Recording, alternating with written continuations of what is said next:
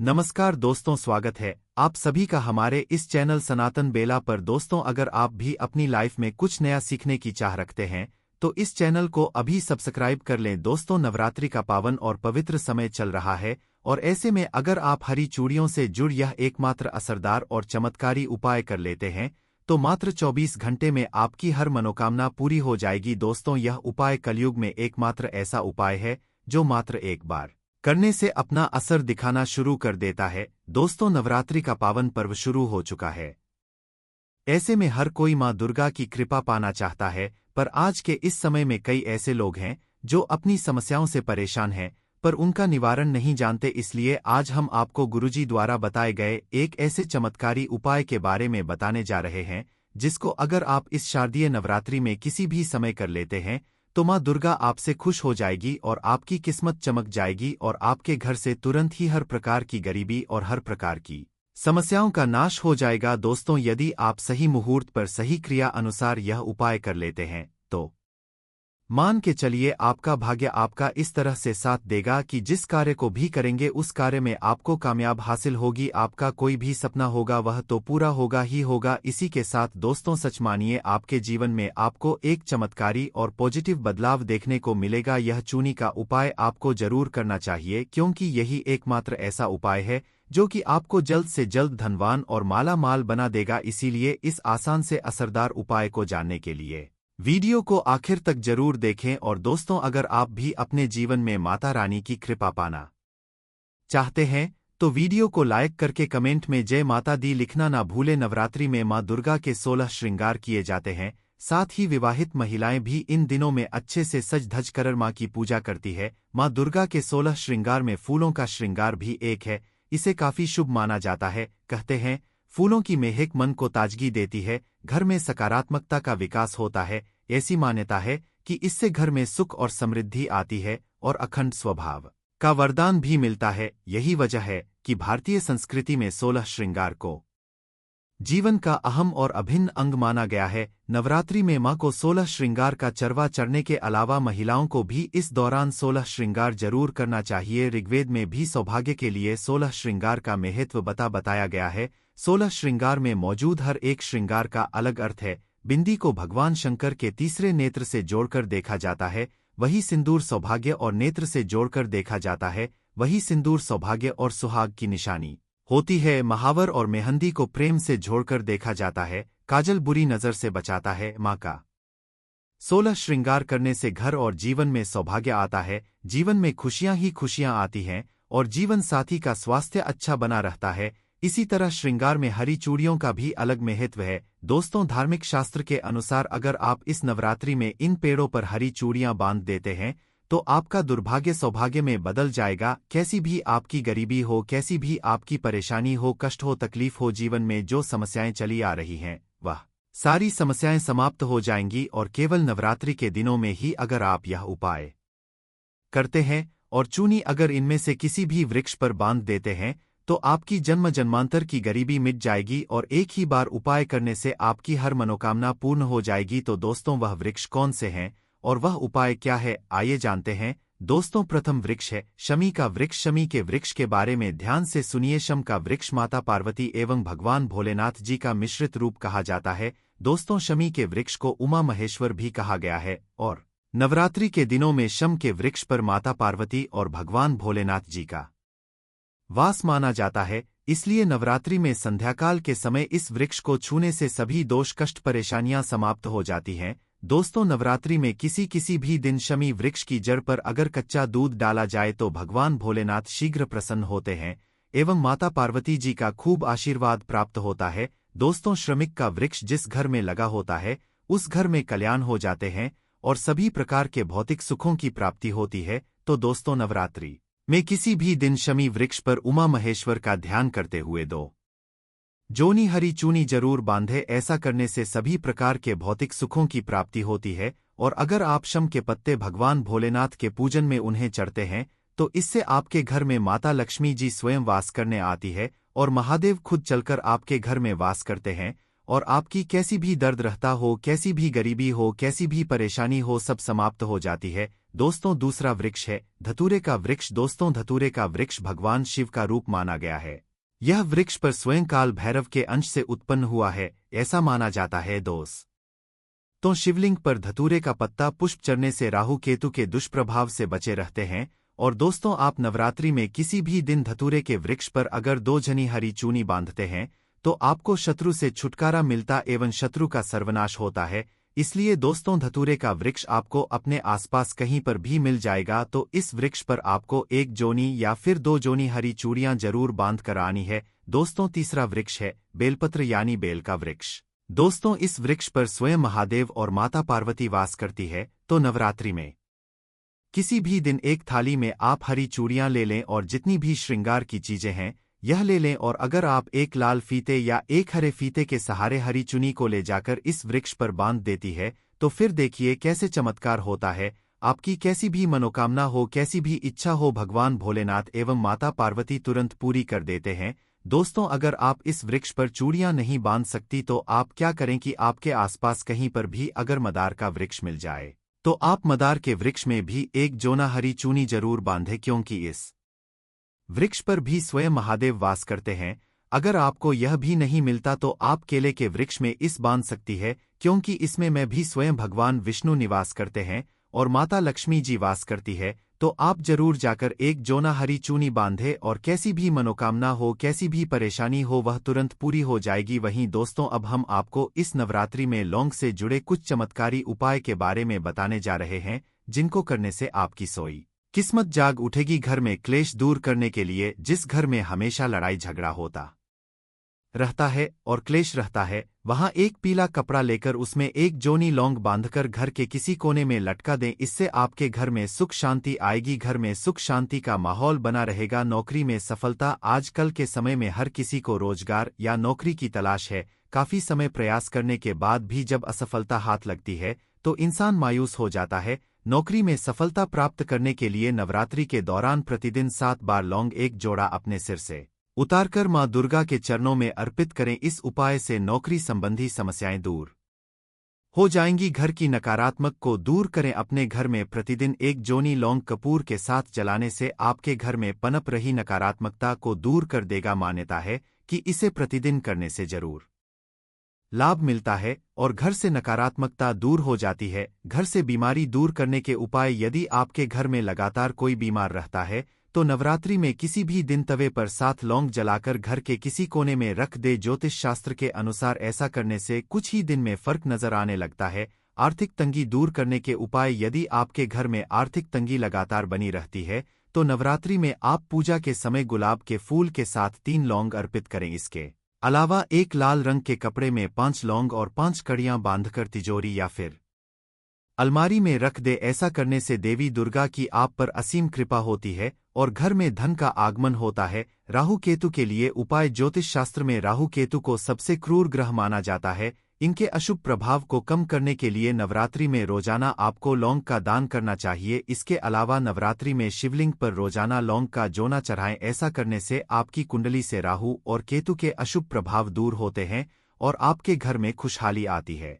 वही दोस्तों, आपको इस नवरात्रि में अपनी राशि के अनुसार यह उपाय जरूर करने चाहिए। मेष राशि के जातकों को नवरात्रि के दौरान सिद्ध कुंजिका स्तोत्र का पाठ करना चाहिए। इस उपाय को करने से मकान, जमीन और वाहन का सुख प्राप्त होता है। वृष राशि के जातकों को सप्त श्लोक की दुर्गा का पाठ करना चाहिए। ऐसा करने से मां की कृपा आपके ऊपर हमेशा बनी रहती है और आर्थिक स्थिति में भी सुधार देखने को मिलता है। मिथुन राशि अपनी हर तरह की मनोकामना को पूर्ण करने के लिए नवरात्रि के दौरान दुर्गा सप्तशती का पाठ करें। इस उपाय को करने से परिवार में सुख शांति बनी रहती है और हर तरह का ऐशो आराम प्राप्त होता है। कर्क राशि नवरात्रि के दौरान मां दुर्गा के साथ भगवान शिव की भी उपासना करें। दोनों की साथ में पूजा करने से साहस और पराक्रम बना रहता है। सिंह राशि के जातक इन 9 दिनों के दौरान देवी सहस्त्र नाम का पाठ करें। इसका पाठ करने से करियर में कभी भी असफलता का मुंह नहीं देखना पता। कन्या राशि नवरात्रि के इन पावन दिनों के दौरान दुर्गा सप्तशती और अरण्यकांड का पाठ करना शुभ होता है। ऐसा करने से जीवन में चल रहे हर तरह के क्लेश से मुक्ति मिलती है। वृषभ राशि के जातकों को सप्तश्लोकी दुर्गा का पाठ करना चाहिए। इसका पाठ करने से जीवन में सुख समृद्धि में वृद्धि देखने को मिलती है। वृश्चिक राशि के जातक दुर्गा सप्तशती या फिर रामचरितमानस का पाठ कर सकते हैं। ऐसा करने से मानसिक सुख की अनुभूति मिलती है और आपका शरीर हमेशा रोगमुक्त रहता है। धनु राशि दुर्गा सप्तशती का पाठ करने से धनु राशि के जातकों को धन के साथ साथ मान सम्मान भी मिलता है। मकर राशि के जातक मां दुर्गा को लाल फूल अर्पित करें। ऐसा करने से मां दुर्गा आपके सारे अटके हुए काम पूरे कर देती है। कुंभ राशि के जातकों को मां दुर्गा के मंत्रों का जाप करना चाहिए। इसी के साथ ज्यादा जल्दी फल प्राप्त करने के लिए राम रक्षा स्तोत्र का भी पाठ कर सकते हैं। ऐसा करने से भय और शत्रुओं से मुक्ति मिलती है। मीन राशि मां दुर्गा को मिठाई का भोग लगाएं। इसके अलावा ओम ओन ही क्लीन चामुंडाय विजय मंत्र का जाप करें। ऐसा करने से सुख समृद्धि के साथ साथ मां भी आपके घर पधार है। कोई भी महिला जाकर के बांधती है तो उन्हें सौभाग्य की हासिल होती है, उनके पति की भी अकाल मृत्यु नहीं होती। इसकी जड़ में सिंदूर डालने से व्यक्ति को आरोग्य की हासिल ही होती है। जो लोग लंबे समय से बीमार पड़े हैं, ऐसे व्यक्ति के जो घर में रहने वाले सदस्य हैं, वो लोग जो बीमार पड़े हैं, उनके शरीर से 7 बार सिंदूर को उतारा करके शमी की जड़ में डाल सकते हैं तो उनके रोग जल्दी ठीक हो जाएंगे। जो लोग लंबे समय से बीमार पड़े हैं या फिर आप बीमारी से बचना चाहते हैं, निरोग रहना चाहते हैं, तो इसकी जड़ में सिंदूर जरूर डालें। मनोकामना करने के लिए मैं एक मंत्र बता रहा हूं। इस मंत्र को हुए के वृक्ष को छूना है। इस मंत्र को बोलते हुए शनि के वृक्ष को छूना है। आप तत्काल नवरात्रि के समय में इसका रिजल्ट देखना। जैसे ही नवरात्रि समाप्त होगा, आपकी जो मनोकामना है उसकी पूर्ति हो जाएगी। आपकी जो दरिद्रता है वह दरिद्रता समाप्त हो जाएगी। तो मंत्र कौन सा है? तो आपको बोलना है मम मनोरथ पूरे मम दरिद्र नाश से। यह मंत्र आपको है। यह मंत्र बोलते हुए क्षण के वृक्ष को छूना है। सभी ताराज के आपके मनोरथ की पूर्ति होगी। जो दरिद्रता है, दरिद्रता समाप्त हो जाएगी। छू मंत्र हो यह आपको छूते हुए बोलना है। आप चाहते हो तो नवरात्रि के समय में मौली धागे भी श्यामी के वृक्ष पर बांध सकते हो। अधिकतर लोग मौली धागे बांधते के मौली धागे बांधने से माता रानी आपसे बंध जाती है। दोस्तों, कहने का मतलब है कि माता रानी आज आपका साथ देती है, आपके हर कदम में मार्गदर्शन करती है। इसकी जड़ की मिट्टी लाकर के ध्यान से सुनिए। नवरात्रि के समय में यदि आप जो है नौ दुर्गा की कर पा रहे हैं, व्रत नहीं कर पा रहे हैं किसी कारणवश, तो इसकी जड़ की मिट्टी लाकर के नवरात्रि के समय में स्नान करने से व्यक्ति का भाग्य उदय हो जाता है, व्यक्ति का भाग्य चमक जाता है, व्यक्ति की जो फूटी किस्मत होती है वह भी चमक जाती है। आप में से अधिकतर लोग बोलते हैं ना कि गुरु जी, हमसे लक्ष्मी नाराज हो चुकी है, लक्ष्मी हमारे घर में आना ही बंद कर चुकी है। तो आप चाहते हैं कि लक्ष्मी की कृपा हासिल हो जाए, तो नित्य नवरात्रि के समय में इसकी मिट्टी को लाकर के नवरात्रि के समय में स्नान करना शुरू कर दीजिए। नहाने वाले पानी करके स्नान करना शुरू कर दीजिए। आप दोष दूर हो जाएंगे। आपके शरीर से किसी भी तारा आज की पीड़ा है, नकारात्मक शक्ति आपके शरीर में प्रवेश कर गई है, वह भी समाप्त। दोस्तों, तीसरे क्रम में मैं जिस वृक्ष के बारे में बता रहा हूं मित्रों, इस वृक्ष को देव वृक्ष भी कहा जाता है। जो तीसरा वृक्ष है वह है पारिजात का वृक्ष। पारिजात का वृक्ष समुद्र मंथन से उत्पन्न हुआ था और यह देवराज इंदिरा के नंदन वन में स्थापित किया गया था। पारिजात वृक्ष भगवान कृष्णा ने मनुष्य जान कल्याण के लिए धरती लाए थे। जो पारिजात का वृक्ष है, इसे भी का स्वरूप कहा गया है, क्योंकि माता लक्ष्मी भी समुद्र से उत्पन्न हुई है और पारिजात के वृक्ष भी समुद्र से उत्पन्न हुआ। इस नाते यह माता लक्ष्मी की बहन कही जाती है। तो ऐसा समझा जाता है कि कोई भी मनुष्य उनके शरीर में कितनी भी ज्यादा थकान हो, कितनी भी पीड़ा हो, जैसे कि नवरात्रि के यदि आप व्रत रख रहे हैं, व्रत के दौरान यदि आप शरीर में थकान है, पीड़ा है, तो पारिजात के वृक्ष को शाम के समय में छू करके जरूर आ जाना। आप चाहते तो नवरात्रि के किसी में आपको टाइम मिले उस समय में इसके वृक्ष को छू सकते हैं। इसके वृक्ष को छूते ही तत्काल शरीर से पीड़ा है, जो थकान है, सुस्ती है, कमजोरी है, वह समाप्त हो जाती है। इस वृक्ष के नीचे में यदि नवरात्रि के समय में घी का दीपक जलाया जाए, चुटकी भर सिंदूर यदि इसकी जड़ में डाला जाए, तो सभी ताराज की मनोकामना की पूर्ति होती है। परंतु आपको जरूर करनी है कि हे पारिजात वृक्ष, आप देवी स्वरूप कही जाती है, आप हमारी सभी राज की पीड़ा को दूर करें। गृह दोष है, लक्ष्मी दोष है, इसे आप समाप्त करें। लक्ष्मी स्वयं आपकी बहन है, माता लक्ष्मी का हमारे जीवन में प्रवेश कर जाए। इतराज का आप हमें आशीर्वाद प्रदान करें। इतराज से आप इनसे जो है मनोकामना बोल सकते हैं, मनोरथ बोल सकते हैं।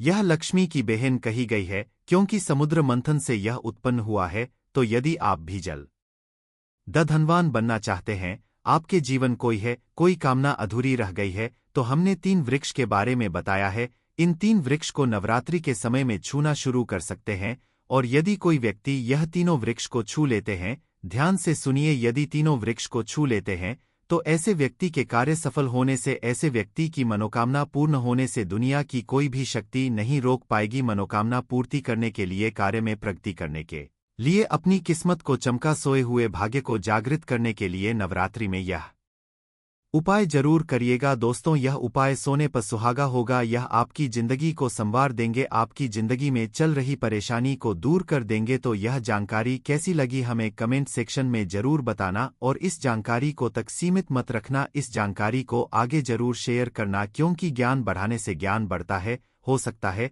इस वीडियो को शेयर आगे करेंगे तो कोई व्यक्ति नवरात्रि के समय में थकान महसूस करते हैं, पीड़ा महसूस करते हैं, नवरात्रि के समय होती है, किसी भी तरह आज के कष्ट होते हैं, तो इन वृक्षों को छू करके सारे कष्टों से छूट पा सकते हैं। तो समाज कल्याण हेतु इस वीडियो को आगे जरूर शेयर करना। यह शुभ समय भक्तों के जीवन में खुशियों की सौगात लेकर आता है। दोस्तों बता दें, 2024 में इस साल चैत्र के प्रथम दिन मंगलवार होने से माता दुर्गा की सवारी इस बार घोड़ा है। माता दुर्गा घोड़े पर सवार होकर आना शुभ संकेत नहीं समझा जाता। धार्मिक मान्यताओं के अनुसार जब भी माता दुर्गा जी घोड़े पर सवार होकर आती है, तो सामाजिक और राजनीतिक स्तर पर बड़े बदलाव देखने को मिल सकते हैं। घोड़े को तीव्रता, युद्ध आदि का प्रतीक समझा जाता है, इसलिए जब भी माता की सवारी घोड़ा होता है, तो राजनीतिक गलियारों में हलचल देखने को मिलती है। देश और दुनिया के आसार बन सकते हैं, और कोई बड़ा राजनीतिक परिवर्तन भी देखने को मिल सकता है। दोस्तों इस बार नवरात्रि पूरे 9 दिनों तक मनाई जाएगी, ना एक भी दिन कम ना ज्यादा, पूरे 9 दिनों तक मनाई जाएगी। मां शेरावाली की खास रूप से पूजा आराधना की जाएगी। चैत्र नवरात्रि का महापर्व इस बार 2024 में 9 अप्रैल दिन मंगलवार से शुरू होकर 17 अप्रैल बुधवार के दिन समाप्त होंगे। ऐसे में चैत्र नवरात्रि पर माता दुर्गा जी की कृपा पाने के लिए कलश स्थापना का शुभ मुहूर्त है। 9 को सुबह 2 से 10:01 के बीच कलश स्थापना का शुभ मुहूर्त रहेगा। मुहूर्त में की गई पूजा बहुत ही शुभ मानी जाती है। इससे समस्त देवी देवताओं की कृपा हासिल होती है, और पूजा पाठ का फल कई लाख गुना हासिल होता है। ऐसे में जो व्यक्ति नवरात्र आने से पहले घर से यह चीजें हटा देता है, तो उसके घर में मां वैष्णव जी का होगा आगमन, माता लक्ष्मी जी का होगा। माता शेरों वाली आपकी खुशियों से भर देंगी, इसीलिए आने से पहले घर से यह चीजें फौरन हटा दें। दोस्तों आज हम कुछ ऐसे ही गलतियों के बारे में जानेंगे जो यदि आपके के घर में भी होती है, तो माता लक्ष्मी कभी नहीं करती ऐसे घर में प्रवेश। फिर चाहे आप कितनी ही पूजा पाठ कर लो, माता लक्ष्मी ऐसे घर में कभी नहीं आती। ऐसे घर से देवी देवता भी सदैव रहते हैं नाराज। दोस्तों पूरी जानकारी को देखने के लिए इस वीडियो को अंत तक जरूर देखें। सच्ची से कमेंट बॉक्स में लिखें हर हर महादेव, ओम नमः महादेव के लिए यह लाइक तो बनता है। दोस्तों सबसे पहले नवरात्रि के पहले ही मंदिर की अच्छी तरह से साफ सफाई कर ले। मंदिर के अंदर यदि पुरानी मालाएं हैं, टूटी फूटी मूर्तियां हैं, उसके साथ ही खाली माचिस के डिब्बे रखे हुए हैं, तो उन्हें बाहर फेंक दें तथा टूटी मूर्ति को किसी नदी में प्रवाहित कर दें। घर में छोटे बच्चों को नवरात्रि का व्रत, इससे उनकी जान को हो सकता है, क्योंकि इसमें शरीर को अधिक शक्ति की जरूरत होती है। माता शरावा की तस्वीर यदि कांच के फ्रेम की है और वह कांच हल्की सी यदि टूटी हुई हो, तो ऐसे कांच को बदलवा ले या तस्वीर को जल में विसर्जित कर दे। टूटी मूर्ति की पूजा करने से, टूटी तस्वीर की पूजा करने से आपकी श्रद्धा, भक्ति, व्रत आदि सब टूट जाता है, आपका व्रत खंडित हो जाता है। दोस्तों नवरात्रि के 9 दिन बहुत ही पवित्र होते हैं। नवरात्रि 9 में आचार्य विचार और घर को साफ सुथरा और पवित्र रखना अति आवश्यक है, इसीलिए कि 9 दिनों में ब्रह्मचार्य का पालन किया जाता है और तामसिक भोजन ग्रहण नहीं किया जाता। नवरात्रा के 9 दिनों में माता रानी के भक्तों को प्याज, लहसुन, मांस, मदिरा और अंडे से दूर रहना चाहिए। अधिकतर भक्त इन नियमों का पालन भी करते हैं, किंतु वह एक गलती कर बैठते हैं, वह नवरात्रि के 9 दिनों में अपने घर इन अपवित्र चीजों को रख लेते हैं। ऐसा भूल कर ही चाहिए। भागवत पुराण के अनुसार नवरात्रि के 9 दिनों तक माता रानी अपने भक्तों के घर में वास करती है। यदि आप भी चाहते हैं कि माता रानी आपके घर में करें, तो आप अपने घर के वातावरण को पवित्र रखें और नवरात्र शुरू होने से पहले ही अपने घर से प्याज, लहसुन, मीट, अंडा और मदिरा को बाहर निकाल दें। अपने घर को साफ रखें। इन वस्तुओं को घर से बाहर निकालने के पश्चात अपने घर में गंगाजल का छिड़काव जरूर करें। भगवान कृष्ण जी कहते हैं, बगैर गंगाजल छिड़का कोई भी मंगल कार्य सफल नहीं समझा जाता। गंगाजल का छिड़काव स्वयं भगवत गीता में भगवान श्री कृष्ण जी ने बताया था। यदि आपके घर में गंगाजल ना हो तो मार्केट से ला सकते हैं, और गौमूत्र लाकर आप गौमूत्र का अपने घर में छिड़काव करें। बस थोड़ा सा पानी में डाल ले, इससे आपके घर का वातावरण पवित्र हो जाएगा। घर में मौजूद नकारात्मक ऊर्जा भी नष्ट हो जाएगी, और जिस घर में पवित्र होता है और नकारात्मक ऊर्जा नहीं होती, वहां माता रानी का वास सदैव होता है। नवरात्रि के पहले आप अपने पूरे घर की अच्छी तरह से साफ सफाई कर ले। घर में जो भी फालतू सामान है, फटे अपने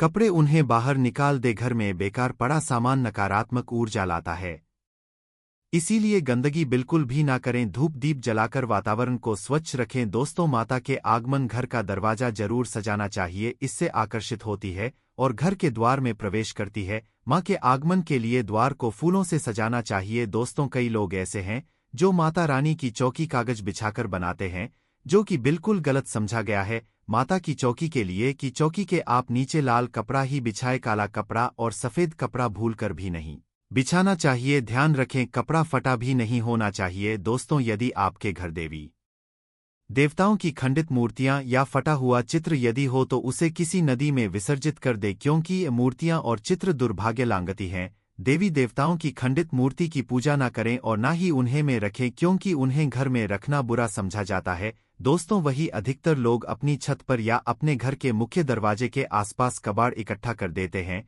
ऐसा करना अशुभ समझा जाता है। यदि आपने भी अपने घर में घर के मुख्य दरवाजे पर या छत पर या फिर खासकर घर के उत्तर दिशा में कबाड़ इकट्ठा कर दिया तो नवरात्र शुरू होने से पहले उस कबाड़ को घर से जरूर ही निकाल दे। दोस्तों, यदि आपके घर कोई भी बंद घड़ी है तो नवरात्र शुरू होने से पहले उसे अपने घर से हटा दे और नई ले आए या उसे सही करवा ले। घड़ी को प्रगति का प्रतीक समझा जाता है। बंद घड़ी समय से पीछे चलने वाली हमारी प्रगति में बाधा डालती है, इसीलिए नवरात्रि शुरू होने से पहले ही आप बंद घड़ी को घर से बाहर निकाल दें। दोस्तों, यदि आपके घर मंदिर में किसी भी तरह का कोई फालतू सामान रखा है, जैसे कि साड़े गले फूल, अगरबत्ती, धूप बत्ती के डिब्बे या माचिस आदि के डिब्बे या कोई भी खाली पैकेट मंदिर में ना रखे, या फिर कोई फटी पुरानी धार्मिक पुस्तक या भगवान के कोई पुराने कपड़े जो फट गए हैं या मुकुट माला जो हो गई है, तो उन्हें आप जितना जल्दी हो सके अपने मंदिर से हटा दें। नवरात्र से पहले आप अपने मंदिर की और मंदिर के आसपास की साफ सफाई जरूर ही करें। भी रानी की चौकी स्थापित करें। इसके साथ ही आप अपने धन रखने के स्थान की सफाई भी जरूर करें, क्योंकि नवरात्र के दौरान माता लक्ष्मी भी गृह प्रवेश करती है। धन रखने के स्थान किसी भी तरह का कोई भी फालतू सामान टूटा हुआ ना रखे। धन रखने के स्थान को मंदिर की तरह ही साफ रखें। नवरात्रि के दौरान माता रानी की पूजा में कौड़ियों को शामिल करें। माता रानी के साथ साथ रोजाना कौड़ी का भी पूजन करें। इसके आप कौड़ी को धन रखने के स्थान पर रख दे। ऐसा करने से बरकत सदैव होती है। यदि आपके पास पुराने जूते चप्पल इकट्ठे हो गए हैं तो नवरात्र से पहले उन्हें घर से बाहर डाल दे। पुराने जूते चप्पल की के कारण ही घर में नकारात्मक ऊर्जा आती है और घर में अशांति और कलह का माहौल रहता है। नवरात्रि आने से पहले घर से जाला निकालना ना भूले। यदि जिस घर में झाला होता है उस घर में माता रानी कभी वास नहीं करती। साथ ही साथ टूटे फूटे बर्तन यदि घर में पड़े हैं या टूटा हुआ आईना भी यदि घर में हो तो उसे भी निकाल दें। घर में टूटे फूटे ईंट पत्थर भी नहीं रखना चाहिए, इससे माता लक्ष्मी हो जाती है। अब हम जानते हैं नवरात्रों के दौरान क्या नहीं खाना चाहिए और क्या नहीं पीना चाहिए और कौन सा फल खाने से व्रत संपूर्ण और सफल हो जाता है। दोस्तों, नवरात्रि के दिन सेब जरूर खाना चाहिए। शास्त्रों में बताया जाता है कि भगवान के में सेब आदि जरूर अर्पित किया जाता है। यदि आपका व्रत है तो आपको सेब जरूर खाना चाहिए। केला, पपीता, तरबूज और मीठे अंगूर जरूर खाना चाहिए। इन फलों से व्रतधारी को शक्ति मिलती है और व्रत संपन्न आता है। शास्त्रों में बताया जाता है कि नवरात्रों के दिनों में सीताफल जरूर खाना चाहिए। सीताफल खाने से 10 ऐसी बीमारियां हैं जो खत्म हो जाती हैं। समझा जाता है कि नवरात्रों के दिनों में सीताफल का घर में प्रवेश होना बड़ा ही शुभ समझा गया है। सीताफल खाने से नवरात्रि का व्रत सफल हो जाता है, क्योंकि इसमें माता सीता का आशीर्वाद मिला हुआ होता है। नवरात्रि के दौरान इसे जो भी खाता है उसे दुखों का नहीं करना पड़ता। सीताफल जरूर खाना चाहिए। दोस्तों, नवरात्रों में वृद्धधारी को डब्बा बंद लस्सी, डब्बा बंद जूस नहीं पीना चाहिए। उसमें कई केमिकल मिले होते हैं जिसके कारण आपका व्रत टूट सकता है। जब भी आप फलों का जूस पिए तो याद रखें उसमें नमक ना, नहीं तो व्रत टूट जाएगा। साथ ही साथ जूस में बर्फ भी नहीं डालना चाहिए। फलों का सादा जूस पीने से व्रत सफल होता है। नवरात्रि के दौरान सिंघाड़े का आटा या कुत्तों का आटा खाने से पहले यह देख ले कि आटा पुराना नहीं होना चाहिए, क्योंकि पुराने आटे में कीड़े वगैरह पड़ जाते हैं, जिसके कारण आपका व्रत टूट सकता है, क्योंकि यह छोटे छोटे कीड़े हमें दिखाई नहीं देते और आपके मुंह तक पहुंच जाते हैं। आटा खाना मतलब कीड़े मकोड़े का मांस खाने के बराबर समझा गया है। दोस्तों, नवरात्रि के दौरान आप शाम के समय खाने में दही ले सकते हैं, आलू खा सकते हैं, साबूनदाने की टिक्की खा सकते हैं, साबूनदाने की और आलू के पापड़ भी खा सकते हैं। कई सब्जियां तो ऐसी हैं जो नवरात्रि के दौरान भोजन में शामिल कर सकते हैं। इससे आपको एनर्जी मिलेगी और व्रत सफल हो जाएगा। नवरात्रि के दौरान आप दूध पी सकते हैं, जो आपको ताकत देगा। चाय वगैरह भी पी सकते हैं, किंतु याद रहे उसमें नमक ना डाले। एक बात का ध्यान रहे, व्रतधारी को पेट भर खाना यानी गले तक भोजन नहीं करना चाहिए, नहीं तो व्रत का कोई भी फायदा नहीं होगा। थोड़ा थोड़ा खाए। दोस्तों, नवरात्रि के 9 दिन आदिशक्ति माँ दुर्गा को समर्पित होते हैं। नवरात्रि के 9 दिन माता रानी के 9 अलग अलग स्वरूपों का पूजन किया जाता है। नवरात्रा के 9 दिनों में माता रानी को अलग अलग स्वरूप के हिसाब से अलग अलग पुष्प, अलग अलग भोग अर्पित किया जाता है। किंतु आप जानते हैं, कुछ ऐसी वस्तुएं जिन्हें नवरात्रि के दौरान भूलकर भी माता रानी को अर्पित नहीं करना चाहिए। यदि इन वस्तुओं आप गलती से भी माता रानी को अर्पित कर देते हैं तो आपको व्रत और पूजन का पूर्ण लाभ नहीं होगा। इसीलिए माता रानी की कृपा हासिल करने के लिए आपको यह जानना अति आवश्यक है कि वह कौन सी ऐसी वस्तु है जो माता रानी के पूजन में भूलकर भी उपाय नहीं करना चाहिए। तो मां का जयकारा लगाते हुए वीडियो को शुरू करते हैं। दोस्तों, नंबर 1, नवरात्र के दौरान शादीशुदा महिलाओं को सफेद कपड़े पहनकर पूजा पाठ नहीं करना चाहिए, साथ ही साथ कपड़े भी नहीं पहनना चाहिए। इससे पूजा व्रत आदि खंडित हो जाती है। माता की चौकी आप लगाए तो उसके नीचे कागज नहीं लगाना चाहिए। माता की चौकी सदैव लाल कपड़ा बिछाकर ही बनाना चाहिए। सदैव याद रहे, नवरात्रों के 9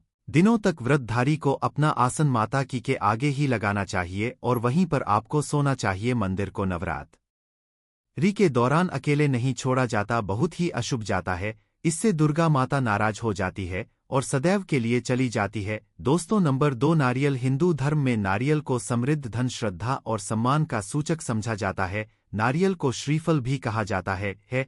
नारियल को सुख समृद्धि में वृद्धि करने वाला समझा जाता है। नारियल का मांगलिक कार्य में खास महत्व होता है। जैसे कि आप सभी जानते हैं कि माता रानी के कई मंदिरों में नारियल से दी जाती है और माता रानी के पूजन में नारियल का उपाय हम सभी करते हैं। खासकर कलश की स्थापना नारियल रखकर ही की जाती है। माता रानी के पूजन में हम नारियल उपाय करते समय कुछ गलतियां कर बैठते हैं। दोस्तों, नारियल कई तरह के होते हैं, एक हरा, दूसरा सूखा जिसके अंदर पानी होता है। जिस नारियल पानी होता है, माता रानी के पूजन में सदैव पानी वाला और जटा वाला नारियल ही उपाय नारियल का पूर्ण होना चाहिए। नारियल चटका हुआ या टूटा हुआ नहीं होना चाहिए, क्योंकि साबुत नारियल ही पूर्ण और पवित्रता का प्रतीक होता है। साबुत नारियल ही सुख समृद्धि का प्रतीक होता है। साबुत नारियल को ही श्रीफल यानी कि मां लक्ष्मी का फल कहा जाता है। नवरात्रि में माता रानी के कलश की स्थापना करते समय जटा वाला यानी कि पानी वाला नारियल ही कलश पर स्थापित करना चाहिए। साथ ही यह ध्यान चाहिए कि नारियल को सदैव कलश के ऊपर लेटा कर रखना चाहिए।